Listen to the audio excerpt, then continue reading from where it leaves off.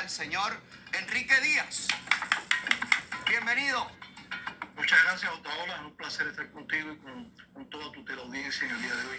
El placer es nuestro porque además es un verdadero descubrimiento saber todo lo que se ha movido detrás de este caso y de la liberación de Ana Belén Montes. ¿Cómo usted recibe el hecho de que Ana Belén Montes ha sido liberada? Bueno, realmente ya se sabía que iba a suceder, ¿no? Algo, desde mi punto de vista, poco deseado. Ana Belén Montes cometió delitos muy graves contra la seguridad nacional de los Estados Unidos, como espía posiblemente dentro de lo que es el aparato de inteligencia americano. Primero es el caso de espionaje más connotado cubano descubierto y atrapado aquí en los Estados Unidos, aunque debe haber otros y ha habido otros también, pero bueno, hasta la fecha el descubierto más connotado ha sido de ellos. Pero incluso si se revisa la historia de diríamos, cuando se habla de Guerra Fría, la Guerra Fría, como tú señalabas hace un momento, en mi opinión, nunca terminó. O sea, hubo una ficción, una ilusión de que había terminado, pero realmente muchos enemigos de los Estados Unidos se mantuvieron cuando se mantuvo la dictadura cubana, y otros tomaron energía. Pero bueno, cuando se revisa la historia del espionaje contra los Estados Unidos, posiblemente uno de los casos más connotados es el de Ana Belén Montes, que incluso comparándolo con los dos casos más importantes que tuvo la KGB, que fue el oficial de la CIA Ames, que fue capturado en el año 1992, que durante años había espiado para la antigua Unión Soviética y luego para Rusia. Y el caso del otro señor también descubierto en los 90, que trabajaba para el Servicio de Inteligencia ruso y había trabajado antes para la inteligencia de la KGB y era del FBI. Esos dos casos fueron personas que no fueron reclutadas por el servicio, por la KGB, por el servicio, se vendieron. O sea, ellos le tocaron la puerta a la KGB. No fue un caso como el de Ana Belén Montes y como el de tantos otros que trabajan para la dictadura cubana, que fueron casos trabajados durante años dirigidos a la comunidad de inteligencia norteamericana. Ana Belén, yo estuve leyendo, Enrique, perdóname que te interrumpa, yo estuve leyendo que Ana Belén también vendió a través de Cuba información a Rusia de todo lo que estaba pasando en Estados Unidos, de secretos en Estados Unidos. Sí, o sea, se señala, y bueno, yo me estudié cuando salió el caso de ella, toda la información, he visto todas las declaraciones, conozco a las otras personas que han estado en estos días hablando bastante sobre el tema y que han escrito libros, como el oficial retirado, la gente retirada del FBI, Peter Ladd, y Chris Simmons, de la inteligencia militar americana. Y bueno, más o menos con todos los elementos que tengo, sí, incluso Ana Belén le entregó a Cuba información de unos temas, posiblemente uno de los temas más secretos en su momento que había en los Estados Unidos, que no se pudo presentar ni en el juicio de ella, porque los fiscales no podían conocer que Estados Unidos tenía ese departamento, que era una sección que se había creado ultra secreta para todo el sistema de espionaje satelital de los Estados Unidos. Y ella era de las pocas personas que había tenido acceso y había sustraído información de ese tipo, que incluso directamente a Cuba no le podía dar uso en ese momento. Sin embargo, era muy valiosa después iba a ser muy valiosa para la guerra de Afganistán, ayudar en este caso a los terroristas en Afganistán, para Rusia y posiblemente, sin lugar a dudas, para China también. O sea, y eso no es los mecanismos de Cuba. Antes, incluso en mis tiempos, y perdona que me tenga un segundo más, había un departamento, aparte de toda la inteligencia política contra los gobiernos, en este caso contra el gobierno de los Estados Unidos, contra el exilio cubano, donde había todo un departamento y otras secciones trabajando contra el exilio en todas partes del mundo. Había un departamento que era el Departamento Científico Técnico, antiguo MR. Ese departamento trabajaba probando tecnología que iba, en la mayoría de los casos, a Cuba hubo muy buenos resultados. Además, a Cuba no le servía, se le pasaba a la Unión Soviética, era una manera de pagarle todo lo que daban los soviéticos, y Cuba vendía también información. O sea, la información que se obtiene Cuba, incluso de carácter muy clasificado, científico-técnica, hoy en día, tanto en el área militar incluida, Cuba la negocia con los enemigos de Estados Unidos y en muchas oportunidades la vende, como el caso que tú estás mencionando. Ana Belén Montes no es la única agente, pero sí es la que se descubre con mayor rango, con mayor poder a información. ¿Pagó todo el daño que hizo con estos 25 años de cárcel y lo que le queda de probatoria? No, para nada, para nada. O sea, Ana Belén Montes, que es arrestada, incluso el FBI, que quería haber continuado la investigación, no la siguió, porque bueno, se dieron los hechos del 9/11. Ella iba a ser asignada a un equipo vinculado a la guerra que se iba a iniciar en Afganistán, y se tomó la decisión, por diferentes razones, de proceder a la detención. Había suficiente información para probar el espionaje, sin embargo ya no fue acusada por el delito máximo de espionaje, sino conspiración para realizar espionaje, tecnicismos legales por los cuales la pena máxima era 25 años, pero el delito que ella cometió, según la legislación norteamericana, se le podía haber pedido desde pena de muerte hasta cadena perpetua, que es lo que la mayoría de los amigos que yo conocí. Yo trabajé como consultor de la comunidad de inteligencia americana durante 12 años, hasta principios de los 2000, y te puedo decir que la mayoría de la comunidad de inteligencia americana, de los que yo conozco, quedaron muy insatisfechos con la condena que recibió Ana Belén Montes, que fue muy benigna, y además un mensaje muy peligroso, porque yo te comento, los años, por ejemplo, los años 80, yo trabajé 11 años en el Departamento América Latina y Caribe de la Inteligencia, dirigí el trabajo de la inteligencia cubana en 7 países de América Latina, me formé en la Unión Soviética en la Escuela de Oficiales de la Inteligencia Cubana en Moscú, y que se entrenaban todos los años de 28 a 30 oficiales, y después, a mediados de los 80, regresé a pasar la escuela de la academia de 6 meses para jefe de la inteligencia cubana. Yo, a pesar de que mi área era esa, yo tuve conocimiento, con mis manos pasaron más de un caso, y por eso tuve expedientes de agentes cubanos contra el gobierno de los Estados Unidos, y tuve bastante información, bastantes elementos, por razones operativas, del trabajo de la inteligencia cubana contra el gobierno de los Estados Unidos. En el caso de la señorita Montes y de Marta Rita Velázquez, la que se escapó y está en Suecia. Sí. Y en el caso del matrimonio Meyers, que fue detenido en el año 2009, yo en el caso del matrimonio Meyers vi la documentación que ellos le entregaban al gobierno cubano, que era muy valiosa, supe las fechas y el sexo de Ana Belén Montes y de Marta Rita Velázquez, y conocí a los oficiales que participaron en todo el proceso de reclutamiento de ellas, aunque fue en diferentes fechas. No solo participó el oficial reclutador, sino participaron otros oficiales que fueron los que hicieron el estudio operativo de ambas, desde que eran estudiantes universitarios. Desde entonces, desde la universidad fue que la reclutan. Exactamente, ellas fueron estudiadas en la universidad. En este caso se plantea que en Johns Hopkins University fue donde fueron estudiados, que por cierto, mira qué casualidad, los 3 casos que han sido expuestos ante la opinión pública hasta el día de hoy, que es el caso de Ana Belén Montes, Marta Rita Velázquez y el matrimonio Meyers, en algún momento de su vida, a pesar de la diferencia de edad, Meyers era mucho mayor que ellas, pero los 3 estuvieron vinculados en determinado momento de su vida a la misma universidad, University. Muy significativo desde mi punto de vista, pero refleja una cosa que incluso tú has planteado en programas anteriores, cuando has hablado de la influencia de la penetración cultural en las universidades aquí en Estados Unidos, y es cómo Cuba realiza un profundo trabajo, y estos casos son estudiados desde la universidad, reclutados y luego proyectados a los objetivos de interés. Yo quería subrayar que en esa época que te estoy diciendo, en los años 80, tuve constancia no solo de la importancia de estos casos que te estoy diciendo y de la información que estaban enviando a Cuba, sino de mucho más información y mucho más agentes de importancia que hasta el día de hoy no han sido detenidos, que enviaban información que iba directamente todas las semanas a las manos de Fidel Castro, de manos del jefe de la inteligencia cubana. Entonces, es una cosa que realmente que le debe prestar atención. No en todos los tiempos aquí se ha reconocido eso. Creo que en su momento la comunidad de inteligencia americana tuvo conciencia de los hechos, pero bueno, no todas las administraciones lo han tenido tampoco. ¿Está sucediendo ahora, Enrique? ¿Continúa sucediendo esto o ya acabó la penetración de agentes en Estados Unidos?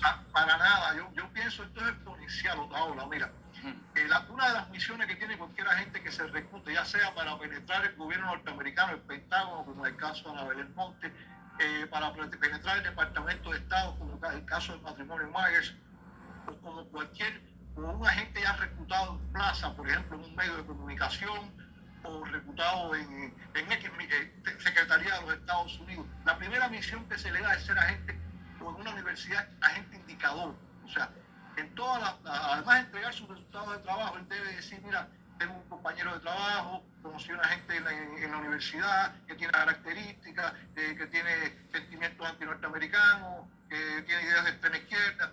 Entonces, cada agente de estos sirve para seguir reclutando más personas. Tú señalabas en el programa de hoy, yo te pude ver un poco antes, que tú hablabas, por ejemplo, refiriéndonos al trabajo contra la comunidad cubana. Es un trabajo que se ha multiplicado, siempre ha existido. O sea, la inteligencia tiene solo un departamento, tuvo siempre, para trabajar contra el exilio. La contrainteligencia, cosa que no es común en Cuba, tenía un departamento que en aquella época era el departamento 14 de Lingote, solo para trabajar contra el exilio. Todos los departamentos de la inteligencia apoyan esto. El trabajo de la inteligencia cubana, precisamente el caldo de cultivo está en todas las oleadas de exiliados, que por cierto hay un detalle muy interesante. En muchos casos ellos reclutan. Yo recuerdo cuando yo estudié en la Academia de la Unión Soviética, los soviéticos tenían la experiencia con los rusos, como le llamaban, los rusos blancos, en el trabajo contra sus exiliados. Y ellos explicaban que el sentimiento nacional se explotaba. Y en el caso de Cuba sucede otra cosa. A veces hay gente que se ha ido de Cuba, o que se está yendo de Cuba y ha sido reclutada antes por ellos, que no comparte, porque yo creo que de corazón muy poca gente puede realmente estar convencido de lo que es aquella basura. Pero porque quieren seguir volviendo a Cuba, porque tienen familiares en Cuba, porque se les facilita algún tipo de negocio que quieren hacer. O sea, hay una serie de motivaciones, porque la gente puede decir, no, fulano no puede trabajar con los cubanos porque él piensa como yo. No, cuidado. Primero, están trabajando con los cubanos, no siempre lo dicen y siempre lo muestran, pero incluso hay gente que política o ideológicamente saben que aquello no sirve, pero porque tienen una abuelita, que entonces la abuelita ellos la ayudan y por allá para que le den un turno en el hospital o para que la atiendan. Todo eso, porque la inteligencia trabaja con todo este tipo de armas sucias, por decirlo así, porque la realidad sirve para el reclutamiento de cubanos. Por eso yo puedo calcular esto, y yo sé que debe haber gente, como siempre, que yo he dicho esto en el pasado, se puede molestar, pero en la realidad yo creo que sí son cientos y cientos de los infiltrados, como tú, el término que tú empleabas, que tiene la dictadura dentro de nuestra comunidad, igual que los tienen en su trabajo contra el gobierno de los Estados Unidos. Según su experiencia, Enrique, según lo que usted ha conocido y la manera en la que ha visto que ha operado la dictadura cubana, incluso desde cuando usted trabajaba en inteligencia allí, mi pregunta es, ¿cuál es la estrategia ahora que está llevando a cabo la dictadura cubana? Bueno, precisamente, primero, o sea, estamos en el punto de vista político. Como yo repito siempre, la dictadura se sostiene sobre dos muletas.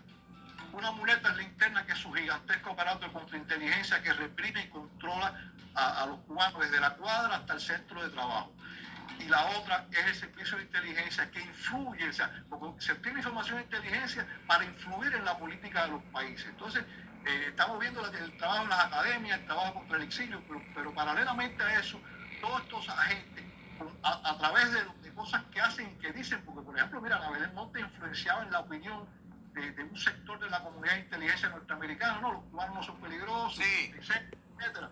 Bueno, pues hay otros que en el área en que están, bueno, sirven a los intereses de Cuba creando estados de opinión y los resultados ahora hablan por sí solos. Todo esto que está pasando en América Latina hoy en día, porque el régimen, Cuba es una isla quebrada, eso no tenemos la menor duda, sí, pero esa isla quebrada está ahí. Entonces, repito, sé que a muchos compatriotas no les gusta que le diga esto, porque dicen como Estados Unidos, que es el país más poderoso del mundo, y esa isla no tiene nada, ¿cómo Estados Unidos lo va a poder comer? No, la realidad es que esa isla se ha burlado de los Estados Unidos durante 64 años, están ahí y tienen un aparato de inteligencia clasificado no por mí solo, sino por muchos expertos, como uno de los aparatos más sofisticados de inteligencia del mundo y de influencia. Entonces, eso hace caen regímenes o gobiernos como el que hay en Colombia en estos momentos, como el de Chile, como lo que ha pasado en Bolivia, como lo que pasó en Perú con este señor que ahora está detenido, pero bueno, vamos a ver qué pasa, con el regreso de Lula, que además fue un caso manejado por Cuba todo el tiempo, financiado por Cuba desde joven, desde que empezó con su organización sindical o con su partido en Brasil. Yo atendí Brasil en la inteligencia también. Entonces, los resultados hablan. Venezuela es el fruto del trabajo de la inteligencia cubana. Y ahí están.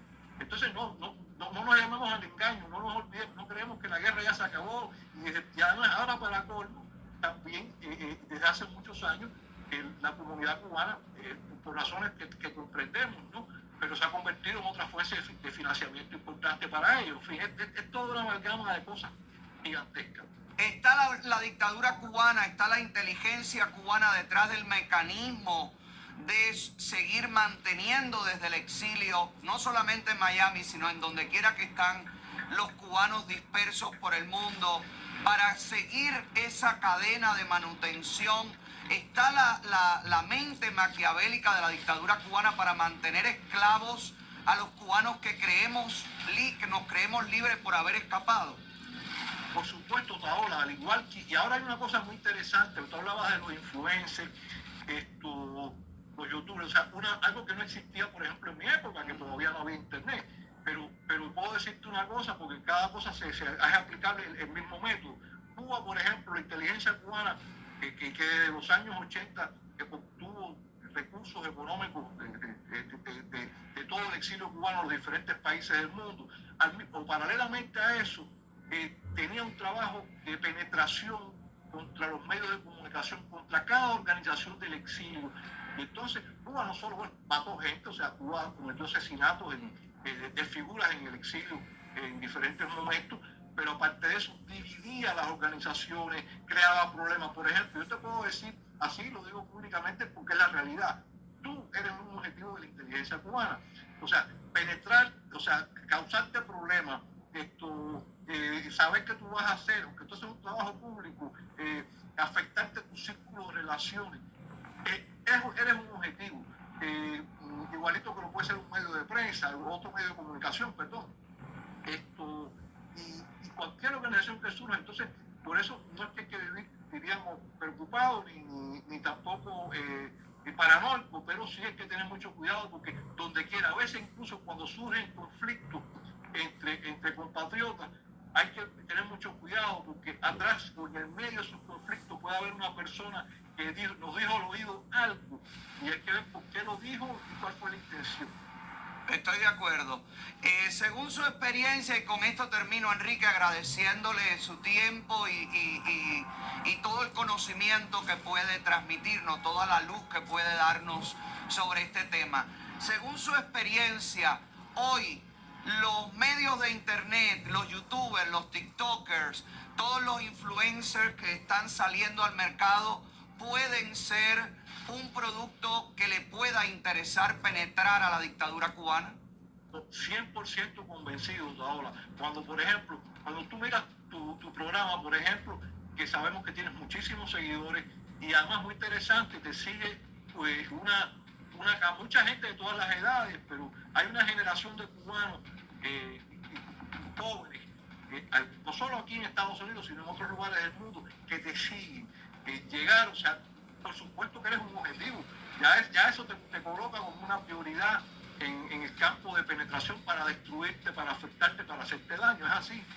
Y la creación de influencers, Enrique, también la creación de imágenes que defiendan los intereses de ellos, aún naciendo, surgiendo públicamente como anticomunistas o con el discurso, yo no estoy de acuerdo con aquello, pero esa gente puede ser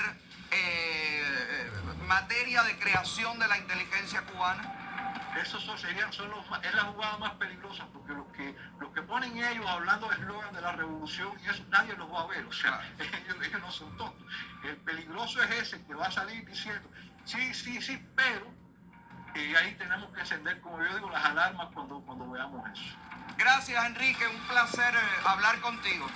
Gracias a ti por invitarme, Taola. Este programa es tuyo, cada vez que puedas hablarnos de un tema que tenga actualidad, pues aquí estamos. A tu orden. Gracias, un abrazo. No lo digo yo, hablo con